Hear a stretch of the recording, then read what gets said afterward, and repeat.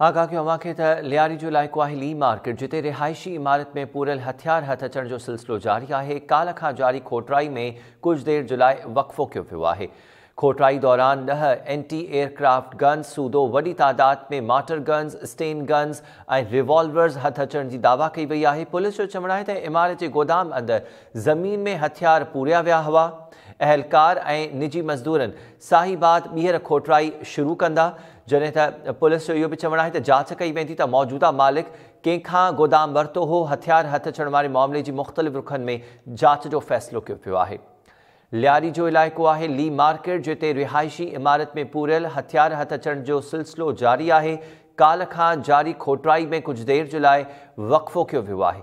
खोटराई दौरान 10 anti aircraft guns सूदो वॾी तादाद में माटर गन्स, स्टेन गन्स ऐं रिवॉल्वर्स हथ अचण जी दावा कई वई आहे। पुलिस जो चवणु आहे त इमारत जे गोदाम अंदरि ज़मीन में हथियार पूरिया विया हुआ। अहलकार ऐं निजी मज़दूरनि साहिबाद ॿीहर खोटराई शुरू कंदा।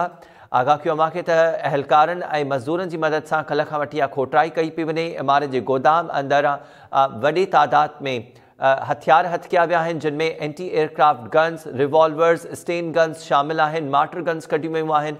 पुलिस जो चवणु आहे त इहो पतो लॻायो वेंदो त मौजूदा मालिक कंहिंखां इहो गोदाम वरितो हो ऐं इहे कॾहिं हथियार पूरिया विया। मुख़्तलिफ़ रुखनि में इन मामले जी जांच कई पई वञे।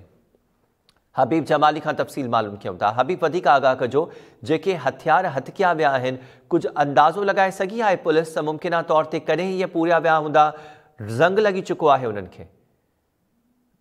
नेपियर जो इलाइक़ो आहे ली मार्केट में हिकु इमारत में पूरियल जेको आहे हथियार आहिनि उहे हथ कया विया आहिनि। सेंट्रल ज़िले जी पुलिस ॻुझे इतलाह ते ही नेपियर थाणे जी हद में कार्रवाई कई आहे। नेपियर थानो सिटी ज़िले जे हद में आहे।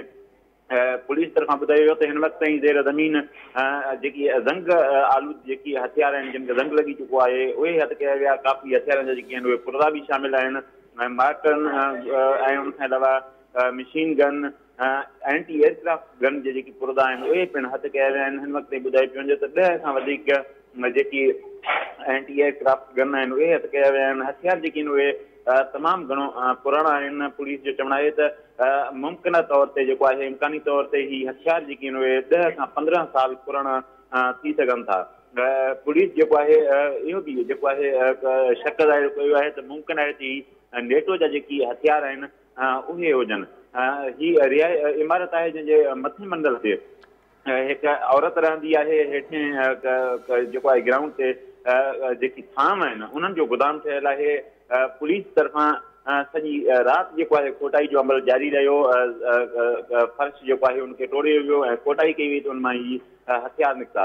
हथियार सां गॾोगॾु जेकी गाॾियुनि जा पुर्दा आहिनि उहे पिणु हथ कया विया आहिनि। राति देरि सां जेको आहे ही राति देरि थी वई त उनखां पोइ कोटाई जो अमल जेको आहे उहो बंदि कयो वियो हो। अॼु ॿीहर जेको आहे कोटाई जो अमल शुरू कयो पियो वञे।